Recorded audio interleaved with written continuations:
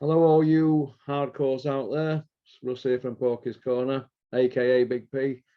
Today I'm joined by Julian from West Yorkshire. How are we doing, Julian? I'm all good, mate. How's yourself? All right, mate. All right. Plodding on. How's your week going? Brilliant, brilliant. Sound as a pound. Couldn't go any better. Things are going all right for a change. Any hate mail? Anything like that? Oh, get that daily, mate. I live it at night. It's part and parcel of it. You have to be thick-skinned to it, don't it? It's quite shocking at times, but I bet. yeah, I quite find it fun now. I couldn't cope without them. They are dedicated. I'm still a little bit too sensitive to that stuff. I guess you get hard with it over the years, but Oh, what you get is different level. well, I dish it out on there, so you've got to take it on. Yeah. I couldn't do this without that. They won't. My life won't be the same without them. Right. There's a Keep lot. going, mate. Well, sorry. No, my grandma always said, if they're picking on you, they're leaving someone else alone, mate. So fair enough. Thick-skinned. There's a lot gone on recently. You might have noticed today. I don't know if this has upset what you were going to say today, but Fury's now come out and changed his mind today, hasn't he? And he said that they're allowing Frank Warren extra time. So it's where we're going here with this. Yeah. I mean, I've not seen the latest. I've been working and I've obviously taken an hour off to do this, but it changes by the minute, doesn't it? And I think what we're seeing now, I know we'll probably cover Joe Joyce at some point, but whatever you think about Joe Joyce, whether he's the next Superman, Bionic Man, or he's average, it's nice to have somebody who's actually just new on the scene. Well, he's not new on the scene, but who's breaking through and he's doing his talking in the ring.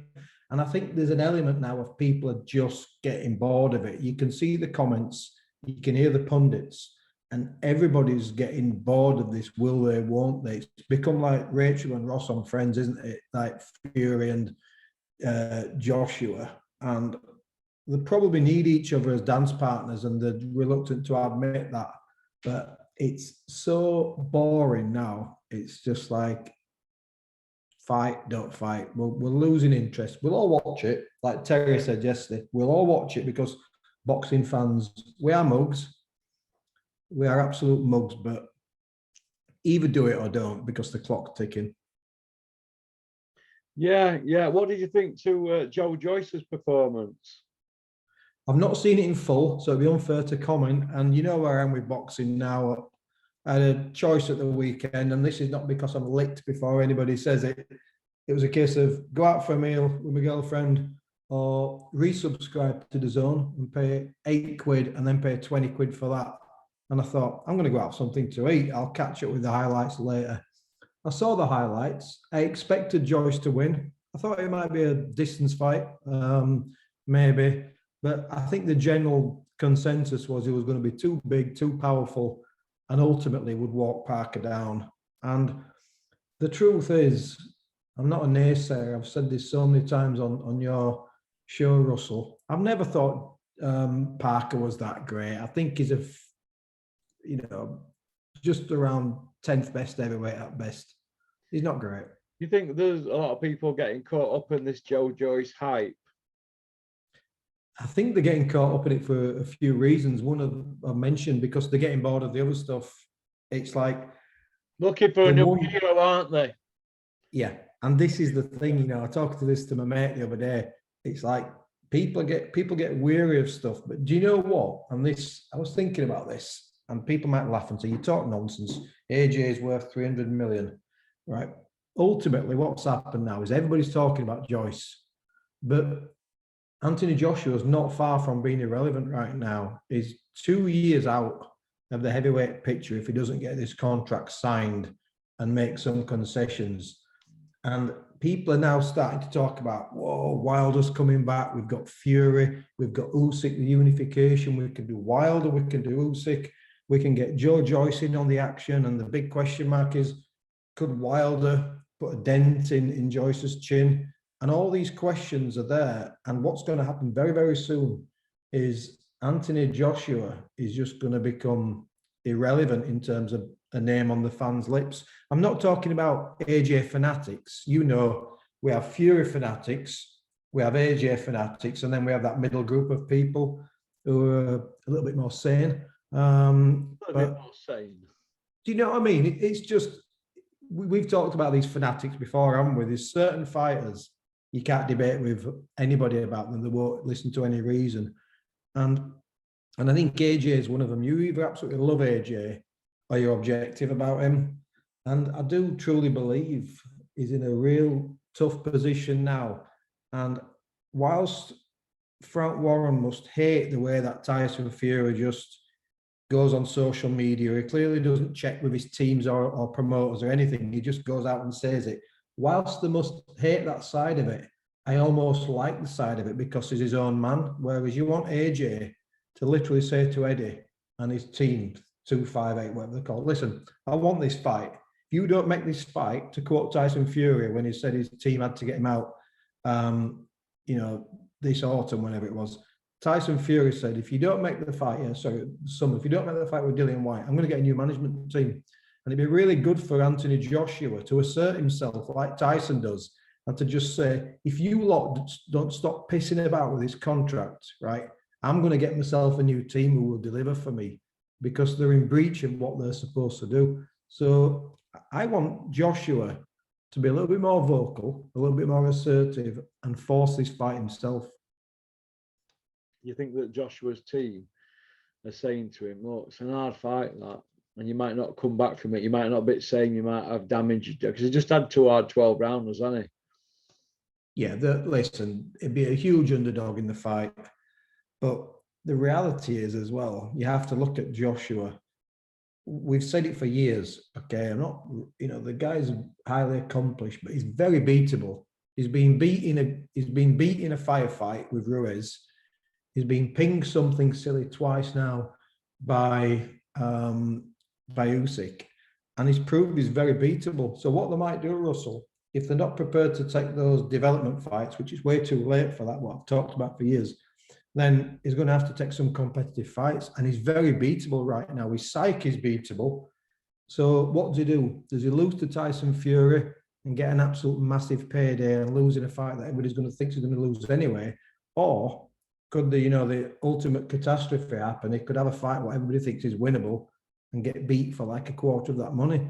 So I personally, if I was him, this fight is closer to being made than ever. There's no rematch obligations with anybody. There's no issues with the organisations trying to stop this fight. It seems quite a straightforward fight to make. Yeah. And he'll never get a better opportunity than making this fight than now. Yeah. What did you think to Parker's performance in the fight, Julian? I think Parker's always Parker. The one thing that I did see, just the highlights, but I know Joyce is a big lump and he's a strong guy walking you down, but everybody talks about we've had the best training camp, I'm in fantastic condition. And then when you're blowing after 2 or 3 rounds and you're struggling after such a short period of time, listen, he's not overly creative what Joyce does. He's very clever, he's a force to be reckoned with. But I don't think Fury had struggled keeping him at bay for at least in the early part of the rounds and doing the right things. And you just got to think, what kind of training camp have you actually had? And what kind of game plan did you have? Because he just seemed to get walked down way too easily for me. He's a tough guy. He didn't have any issues landing. You don't have any issues hitting Joyce there. But I think Parker is what Parker is. I'm repeating myself, but I don't think he's that great and I never have done. Yeah. Parker's overachieved with that world title, hasn't he? Yeah, the one thing he is, and everybody says this, it's not a popularity contest, it's about being the best fighter. But he's a top guy, isn't he? He's a real good guy. And I love that side of him. I like how Joyce and Parker carried themselves, more importantly. You only have to look himself like a champion, doesn't he? But he's not a world champion no more, is he? No, he's not. And it's like we always talk about the belts, don't we? But ultimately, he was a kind of a world champion, but he was never the best in the division, was he? Or he was never a top 3 or 4 fighter in the division. So it was fortunate that he was in an era where belts are there for the grabbing. What about Joyce is 38 next birthday, right? I know he's only had 15 fights, 14 by way of, but he could get old at any time, couldn't he? Definitely. I mean, he turned pro quite late, didn't he? You know, that happens when they're getting big sponsorship and salary from GB. And of course, you got the Olympics. I understand why people hang around. It makes them more lucrative to sign.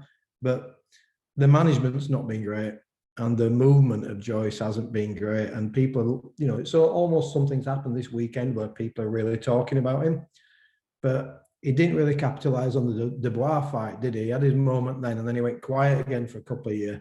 And that's going to be the problem now. Is he going to go quiet again now for another 12 months, and then he's going to be approaching 39?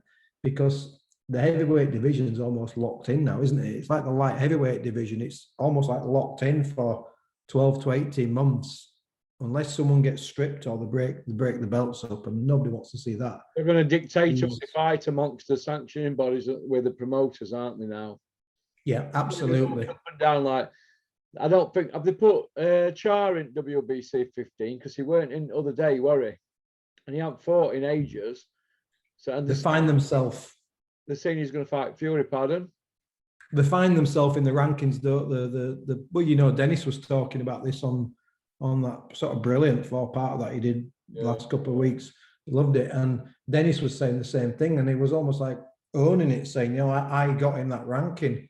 And I love Dennis. He's one of the straightest guys in boxing, but I was frustrated with what Dennis was saying. And I would say this to him. It was like, I got him that ranking. It's like, shouldn't the fighter get himself the ranking by? But Dennis has to speak to governing bodies to lobby, doesn't he? That's how it works. That's what I'm saying. It's no different to what people did. They should do it without the promoters having to remind them of what the fighter's done, shouldn't they? Yeah, and that's exactly what happened. Should be there on merit. It's crazy, and that's exactly what happened when I had Sykes, and he was a British champion. They only made a mandatory. The border control only made mandatories when the promoters made noise that they had somebody who they wanted to mandate. And it was just, it's awful. And I think it's the wrong thing to do. You should be the best and earn that right to be a champion. Your promoters shouldn't be lobbying organizations to get you title shots. Whatever happened to earning them? Yeah. Do you think a scoring system should be set up and everybody giving like points for what round they knock them out in and how they performed on the night and that kind of thing? And about BoxRec tried it, but you can pick holes in all that, can't we? Well, everything's subjective, isn't it? Unless it's something that's black and white. You know, like you say, if you win on points, I know BoxRec did it. If you get a knockout as an away fighter, you get more ranking points. But everything's subjective, isn't it? Because you can beat nobodies and you can just accrue ranking points by stopping them. It's a tricky one because everything is subjective. But whenever you get, for example, the guy who Daniel Dubois beat for the belt, is it Brian? I forget his name. Yeah. I mean, how a guy like that ever gets to fight for a world title and to win it is anybody's guess. So he's the promoters buying the belts. Trevor Bryan. Yeah, Trevor Bryan. Yeah. I mean, imagine that. Who was the worst? We used to think that Charlie Martin. Charlie Martin was the worst heavyweight champion we've ever seen. He won it by default, didn't he, when the geezer fell over at his knee? But they both shouldn't have been in the fight because to strip Fury, didn't they? And the promoters lobbied to get them fighting for it. And then we have Trevor Bryan, and it's like those two. Well, you know, they say IBF's not bent as well, and as you know, I'm a big fan of IBF. I've got an act around here somewhere. What they did there with Fury were bang out of order because they just wanted to keep the belt earning, didn't they? Yeah. So they're no different to others, but I've got them down as probably not much integrity, but more than rest. Kind of. Only well, I guess the FBI are monitoring them, aren't they? Every year, don't they have to monitor them? So it's exactly. So they've got no choice but to be transparent, have the kind of thing. Yeah, it was like the government, wasn't it? Getting cash for questions. It was just the same with the Tories. It was the same thing with the IBF. They were getting cash for rankings or cash for consideration. And I guess, like you said, the IBF, was it Bob Lee investigated them? Bob Arum got fined. Frederick Kushner, Bob Arum for corruption. Bob Arum got done for corruption. Frederick Kushner, Bob Lee at IBF. And King didn't get done, but he were indicted, but he never got done with the rest of them, did he? Don King. So, but the reckon Mafia and a lot were involved in it, don't they? New York Mafia and everything. With King. I remember reading about it in KO magazine and Ring magazine at the time. It was dirty, wasn't it? One of the five families give Don King, if you read it, a crack in a meeting about what were going to be happening. And if you go and watch that Sammy Gravano thing, he comes out and he mentions about the guy they were getting involved with. I forget his name now. You'd have to watch it. Go on to Sammy Gravano's pod thing, even though he's a rat. He comes out and him and John Getty were getting involved with some guy. I forgot his name. Francisco Damini. I might have it wrong.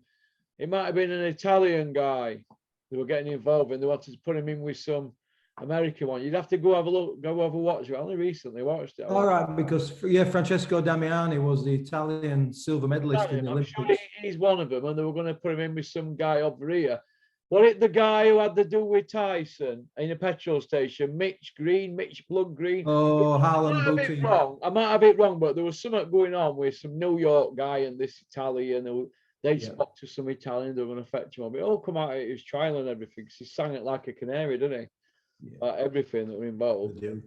But that was in early 90s when all that came out. Where do you see Dylan White now? Because he's like in no man's land, isn't he? Really? Something cropped up the other day that he was offering. He said to Fury that he would step in December in a rematch. Sure. I think Fury. I think Dillian White said he would fight Fury at some point this week in a rematch. I was like, I think once is enough for that one, Dillian. Listen, Dylan White, right? I don't know how to explain this. He never dealt with promotion, screaming and bawling for nearly 4 years about being, I want my mandatory. He got his mandatory. He threw one bolo punch, took his money, never did any interviews, did nothing and went, right? Spoke to nobody. All he did said a few words at Wayne, didn't he? That was it. He should be ashamed of himself. I ain't got much time for none of these lot, but I ain't got much for him, and I were a massive fan. But I think he kicked sand in fans' faces, but he didn't bother because Fury and Bricktop sold it out, didn't they? Yeah. Well, Fury did it himself, didn't he? Such a massive drawback. He should crawl away and go back on small old shows and build his thing up. But he's such a name now. His talent don't match up to the profile, does it? It never did, though, did it? Because it was Mr. Pay-Per-View, wasn't it? And it's like pay-per-views. Have I got BO somewhere? Or am I a lollipop? Do I look like a sausage? Are we stupid falling for this? Carl Froch had 3 pay-per-views. Look at his CV. They couldn't live with his CV. Unbelievable. You know what I mean? But if this fight doesn't happen, Fury Joshua, what do you think, Julian? I mean, I said on here, and I'm probably one of the few people who whether it's charter or whatever, I'm not bothered who Fury fights as long as he fights regular and dominates. And then as long as we get the unification, as long as we get the big fights, I'll be happy with him fighting absolute knockovers because, I know I'm going to hark back, but all the champions in history all had knockovers. They had easy opponents, but they kept busy. So if we're only seeing Tyson Fury once every 6 or 7 months, it needs to be a meaningful fight.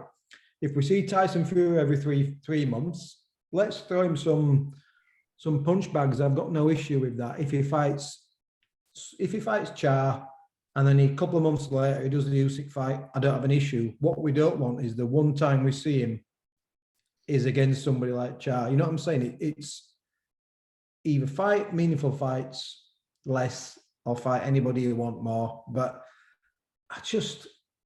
you move on, don't you? Mentally, you move on. So even though you've said that they're still looking to do the deal for Joshua and Fury, myself, probably about 4 or 5 days ago, I just stepped away from it. I moved on. I'm like, do you know what?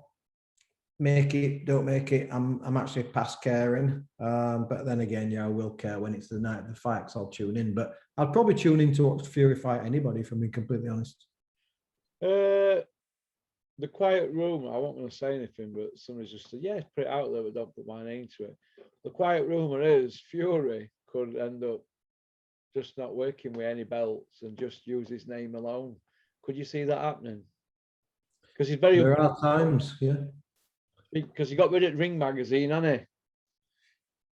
I mean, there are times when fighters are bigger than the belt, aren't there? I mean, I that's, think he's one of them that's bigger than belts, because I do.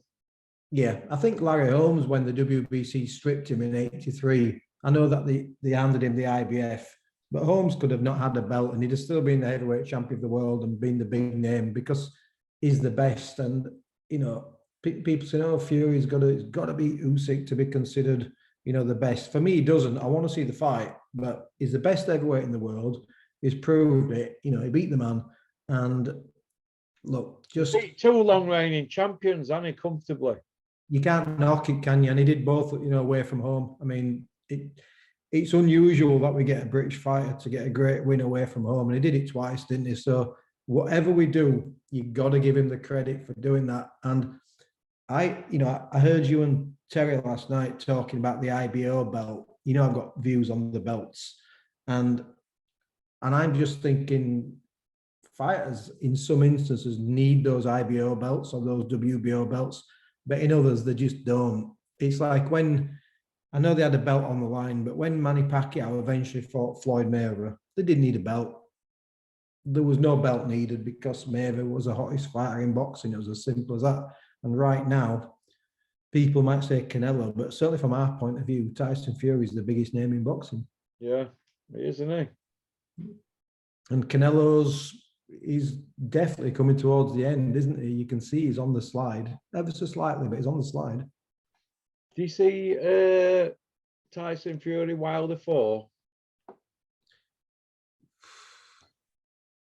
One thing you get is you get a fun fight, wouldn't you? But we've already had 3 fun fights. So one of them was an absolute, he blasted him, didn't he, the second time around. I personally don't want to see that again, but I think everybody's locked in at the moment. It's like, who can Fury fight? If he wants to fight in December and we don't have Joshua, you know, who can he fight? Well, I'd like to see him fight Joyce, Usyk, or Joshua, and that's it. Nobody else. He's got to fight them again. Joyce, Usyk, or Joshua for the first time. He might have to fight them all twice. So there's 6 fights there. That could take him 6 years at this rate. With his track record over the last 7 years, couldn't it? Could take him 5-6 years. Well, that's what we've said. Take him to 40 then. Said it previously, haven't we? They're saying they're delivering the big fights, but the 3 biggest fights we've wanted in the last few years was Wilder and Joshua, and then we wanted Fury and Joshua, and then we want Fury and Usyk, because all those 3 fights were basically unifications to give us one number 1 heavyweight. I mean, we got Fury, but we haven't been given the big fight. So yes, we've had Wilder and Fury 3 times, good fights, really good fights, Usyk and Joshua. But in none of those fights I've just mentioned was it going to be clearly defined who was number 1. We want to see the unification, but I'm all right with watching him knock a few people over personally, but I want to see it sooner rather than later. But what I don't want to see is what you just said at the outset of this, which is the fight was off yesterday and now it's back on again. It's like a soap opera. It's like, and this actually is like kids stuff, isn't it? We love Fury, but there's some people are dangerous around social media, aren't there? It's almost like just take your phone off, just put your phone to one side, Tyson. But he's his own man. He's the baddest man on the planet, and I guess Tyson does what Tyson wants. But he makes there's an element I said at the beginning I like it, but he does make his promoters look lame, doesn't he? Because what he says goes. And then they asked Frank earlier in the week, they goes, so what's happening? And he goes, well, Tyson says it's off, so it's off. It's like, well, have you not got a viewpoint on this one? He's not running the show, is he? It's Aram who's in charge with money and dictating. He's England agent, isn't he, Warren? Well, I can never get away from what Bob Arum said. So initially, when they were talking about Fury and Joshua, last year, whenever, it was Bob Arum who kept saying, Eddie Hearn kept announcing the fight. Or was it 18 months ago, whenever? Eddie kept announcing the fight. And Bob Arum were the one who were like, it's not done yet, it's not done yet, it's not done yet. Now, Bob Arum, a few weeks ago, when they were talking to him about this Joshua fight, he dismissed it. He says, we need more time for that fight. And Bob Arum actually pushed back on it. So I tend to listen to what Bob Arum says, not what Frank says, not always what Fury says, and not really what Eddie Hearn says. I never listen to Eddie. And Arum said, didn't he, a few weeks ago, he he was ringside at a big fight and he put cold water on it, and he was more or less saying not yet. So if Bob's saying that, there's a good chance it's not going to happen. All right. If you line these people up in a room and something had been stolen or some big whopper had been told, and you wanted to fight culprit, and you had Eddie Hills, you know, the 5-0 Iceman from Billy Ricky, Yeah. by way of only footage is him knocking Spotty Frank about.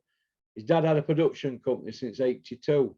His only son, but no footage. So we've got Eddie Hills in one corner, Yeah. Bricktop in other, with all legal issues he's had over years. So Bricktop's even been shot, hasn't he, for fallouts with people. And then you've got Tyson Fury, Big John Fury, Joshua, then people around him. You put them all in a room, put Aram in the middle, and somebody stole something out of that room or told a whopper. Who would you point the finger at if they all said they're not guilty? It could be any of them because they're all that twisted. They could hide behind a spiral staircase, couldn't they? You know what I mean? Would you believe any of them? No, because what I do is we've said this before. I remember everything I'm told. Right, I've got long-term memory is brilliant. Short-term memory is not great. I can't remember what I said 10 minutes ago to you, but I remember everything I'm told. So if you start with Eddie, okay. Now Eddie basically said to someone I know, Ben Dougherty, says, I had a couple of amateur fights. He'd said previously he had 3 amateur fights, and he'd said to somebody else he had 4 amateur fights, 3 KOs. And then he said on IFL he had 2 skills bouts. So what we've got there is those are small numbers. You kind of remember. I remember I had 14 fights myself. Those are small numbers that you remember how many fights you'd had. So he's gone. He'd be under suspicion. He'd be holding the number and the cell block H shot. He'd be gone. Frank Warren, he might have been in court a few times, but I probably believe Frank out of them all in terms of there's something about him that he doesn't try to be something he's not. He never tries to be fighters' best friends, and he never tries to be an angel either, does he? He's a little bit direct, is Warren. And Tyson, I absolutely might not come across it all the time. I love Tyson Fury. His personality is brilliant. He's a top fighter, but I don't think Tyson can help it. I just think he doesn't know, and part of this might be the bipolar. He doesn't know what he's going to do from one day to the next, and I think that's the thing. So I don't think Tyson tells lies. I think with Tyson, that's his truth for today, and that's his mood for today. So Tyson's mood a couple of days ago, the fight's off.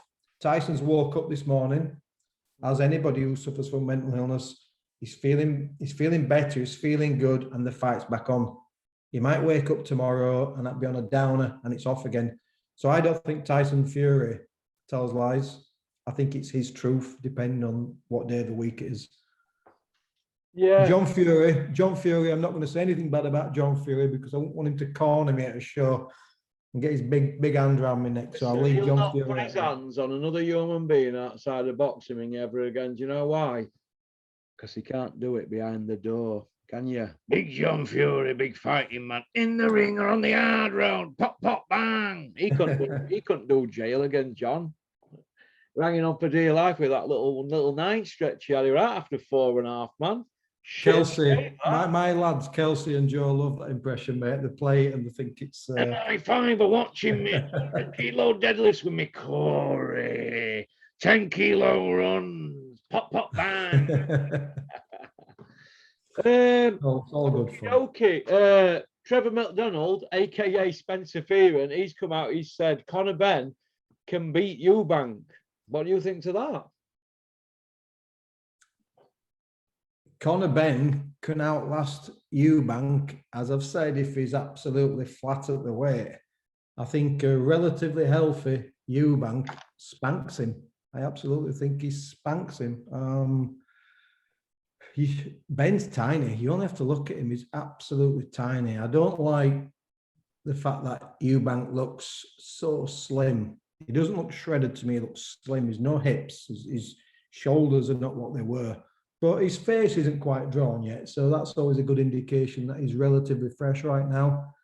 It all depends on the the rehydration. But I know what I do. Last month. Yeah, we all get like that. If I lose too much weight, yeah, I do that. I look, and it ages you, and it's hard to get that back off. But for me, I know what I do. If I was Eubank, I'd break the clause.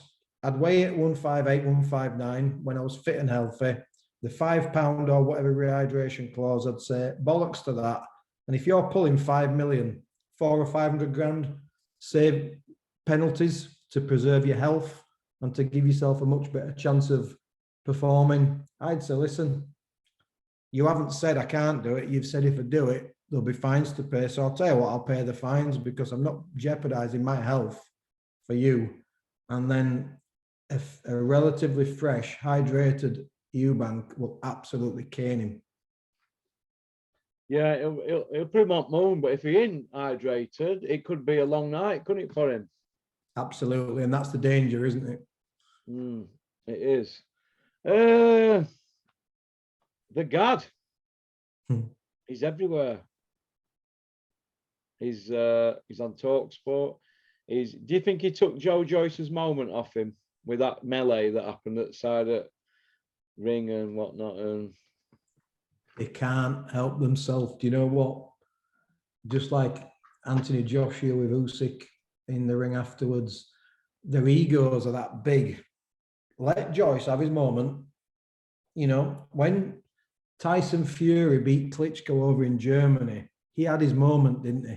Yeah. When he beat Wilder, he had his moment. He was singing American Pie. Everybody was celebrating and singing. Took his moment off him, did they? Vladimir didn't grab microphone, did he? No one took his moment. But whenever anybody else has their moment, they have to stick the face into the camera, don't they? And these guys are around them. Now on 3 losses, Joshua. 3 losses. He's took it over the microphone 3 times. Every single time. And this is the problem. And the Gad and all these people, they cause this. They engineer this.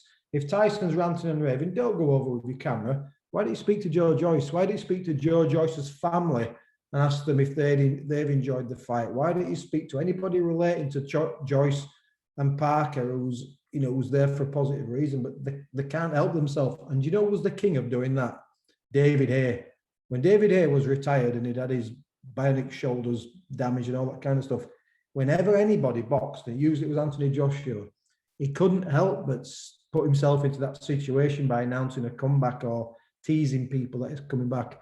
And it's narcissist behavior to just, it's like being at a wedding and the bridesmaids sticking their face in the camera and when the best man's giving his speech, jumping in the middle there. And, it's awful. And it's sadly, that's humans, isn't it? If everybody wants to do a Pippa, don't they, upstage his own sister's wedding? Absolutely. We all remember Pippa, don't we, at the royal wedding? I do. I do, mate, yeah. I haven't seen her from front. You didn't need to.